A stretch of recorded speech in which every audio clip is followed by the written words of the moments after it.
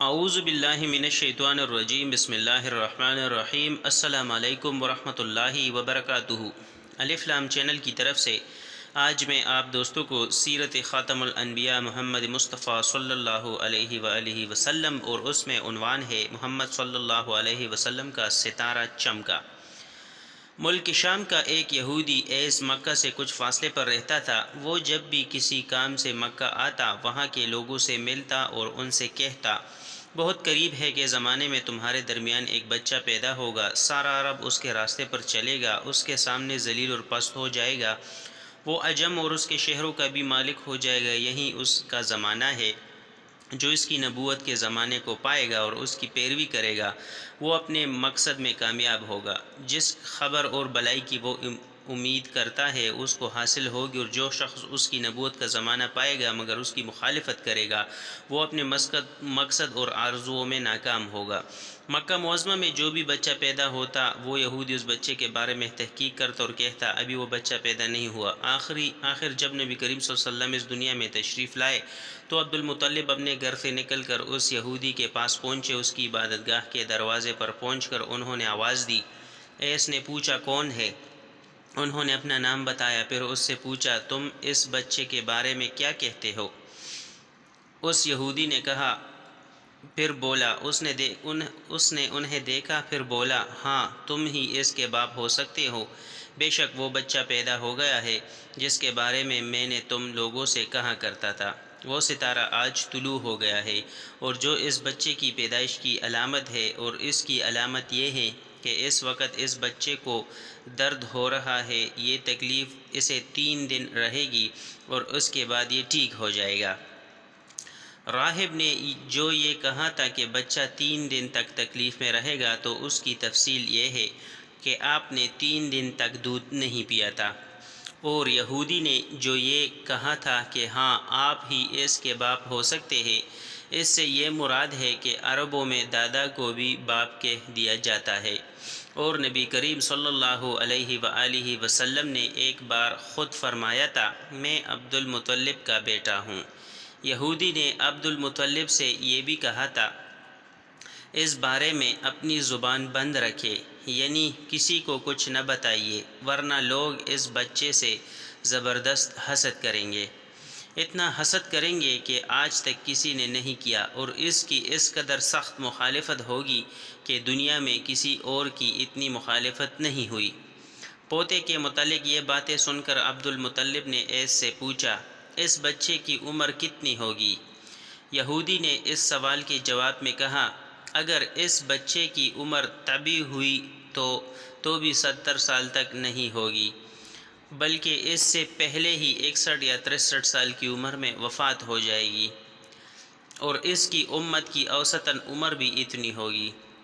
اس کی پیدائش کے وقت دنیا کے بت ٹوٹ کر گر جائیں گے۔ یہ ساری علامات اس یہودی نے گزشتہ انبیاء کی پیشگوئیوں سے معلوم کی تھی، اور سب بالکل سچ ثابت ہوئی۔ قریش کے کچھ لوگ عمر بن نفیل اور عبداللہ بن حجش وغیرہ کے ایک بت کے پاس جایا کرتے تھے۔ یہ اس رات بھی اس کے پاس گئے جس رات آپ صلی اللہ علیہ وسلم کی پیدائش ہوئی۔ انہوں نے دیکھا وہ بت اوندے منہ گرا پڑا ہے۔ ان لوگوں کو یہ بات بری لگی، انہوں نے اس کو اٹھایا، سیدھا کر دیا، مگر وہ پھر گر گیا۔ انہوں نے پھر اس کو سیدھا کیا، وہ پھر الٹا ہو گیا۔ ان لوگوں کو بہت حیرت ہوئی، یہ بات بہت عجیب لگی۔ تب اس بت سے آواز نکلی، یہ ایک ایسے بچے کی پیدائش کی خبر ہے جس کے نور سے مشرق اور مغرب میں زمین کے تمام گوشے منور ہو گئے ہیں۔ بت سے نکلنے والی آواز نے انہیں اور زیادہ حیرت زدہ کر دیا۔ اس کے علاوہ ایک واقعہ یہ پیش آیا کہ ایران کے شہنشاہ کسریٰ نوشیروان کا محل ہلنے لگا اور اس میں شگاف پڑ گئے۔ نوشیروان کا یہ محل نہایت مضبوط تھا، بڑے بڑے پتھروں اور چونے سے تعمیر کیا گیا تھا۔ اس واقعے سے پوری سلطنت میں دہشت پھیل گئی۔ شگاف پڑنے سے خوفناک آواز بھی نکلی تھی۔ محل کے 14 کنگرے ٹوٹ کر نیچے آ گرے تھے۔ آپ صلی اللہ علیہ وسلم کی پیدائش پر ایک واقعہ یہ پیش آیا کہ فارس کے تمام آتش کدوں کی وہ آگ بجھ گئی جس کی وہ لوگ پوجا کرتے تھے۔ اور اس کو بجھنے نہیں دیتے تھے، لیکن اس رات میں ہی ایک ہی وقت میں تمام کے تمام آتش کدوں کی آگ انن فنن بجھ گئی۔ آگ کے پوجنے والوں میں رونا پیٹنا مچ گیا۔ کسریٰ کو یہ تمام اطلاعات ملے تو اس نے ایک کاہن کو بلایا۔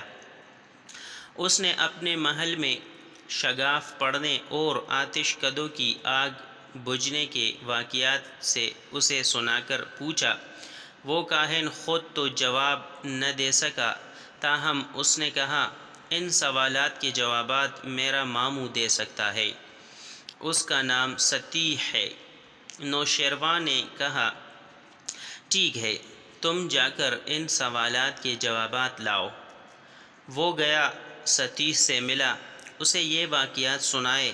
اس نے سن کر کہا، ایک عصا والے نبی ظاہر ہوں گے جو عرب اور شام پر چھا جائیں گے، اور جو کچھ ہونے والا ہے ہو کر رہے گا۔ اس نے یہ جواب کسریٰ کو بتایا۔ اس وقت تک کسریٰ نے دوسرے کاہنوں سے بھی معلومات حاصل کر لی تھی، چنانچہ یہ سن کر اس نے کہا، تب پھر ابھی وہ وقت آنے میں دیر ہے، یعنی ان کا غلبہ میرے بعد ہوگا۔ پیدائش کے 7ویں دن عبد المطلب نے آپ کا عقیقہ کیا اور نام محمد رکھا۔ عربوں میں اس سے پہلے یہ نام کسی کا نہیں رکھا گیا تھا۔ قریش کو یہ نام عجیب سا لگا، چنانچہ کچھ لوگوں نے عبد المطلب سے کہا، اے عبد المطلب، کیا وجہ ہے کہ تم اس بچے کا نام اس کی باپ دادا کے نام پر نہیں رکھا بلکہ محمد رکھا ہے، اور یہ نام نہ تمہارے باپ دادا میں سے کسی کا ہے نہ تمہاری قوم میں سے کسی کا ہے؟ عبد المطلب نے انہیں جواب دیا، میری تمنا ہے کہ آسمانوں میں اللہ تعالیٰ اس بچے کی تعریف فرمائے اور زمین پر لوگ اس کی تعریف کرے۔ محمد کے معنی ہے جس کی بہت زیادہ تعریف کی جائے۔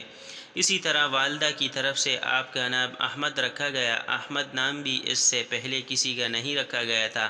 مطلب یہ کہ ان دونوں ناموں کی اللہ تعالیٰ نے حفاظت کی اور کوئی بھی یہ نام نہ رکھ سکا۔ احمد کا مطلب ہے سب سے زیادہ تعریف کرنے والا۔ علامہ سہیلی نے لکھا ہے، آپ احمد پہلے ہیں اور محمد بعد میں، یعنی آپ کی تعریف دوسروں نے بعد میں کی، اس سے پہلے آپ کی شان یہ ہے کہ آپ اللہ تعالیٰ کی سب سے زیادہ حمد و ثنا کرنے والے ہیں۔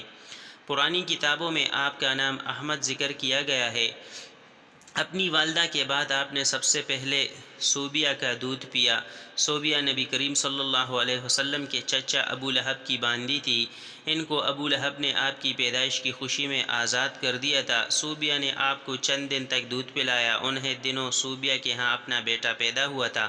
آپ کی والدہ نے آپ کو صرف 9 دن تک دودھ پلایا۔ ان کے بعد صوبیہ نے پلایا۔ پھر دودھ پلانے کی باری حضرت حلیمہ سعدیہ رضی اللہ عنہا کی آئی۔ حضرت حلیمہ سعدیہ رضی اللہ عنہا اپنی بستی سے روانہ ہوئی۔ ان کے ساتھ ان کا دودھ پیتا بچہ اور شوہر بھی تھے۔ آپ سے گزارش ہے کہ اگر ابھی تک آپ نے میرا چینل سبسکرائب نہیں کیا ہوا تو اس چینل کو لازمی سبسکرائب کریں۔ حضرت حلیمہ سعدیہ رضی اللہ عنہا دوسری عورتوں کے بعد مکہ میں داخل ہوئیں۔ ان کا خچر بہت کمزور اور مریل تھا۔ ان کے ساتھ ان کی کمزور اور بوڑھی اونٹنی تھی، وہ بہت آہستہ آہستہ چلتی تھی۔ ان کی وجہ سے حلیمہ رضی اللہ عنہا نے قافلے سے بہت پیچھے رہ جاتی تھی۔ اس وقت بھی ایسا ہی ہوا، وہ سب سے آخر میں مکہ میں داخل ہوئی۔ السلام علیکم ورحمۃ اللہ وبرکاتہ۔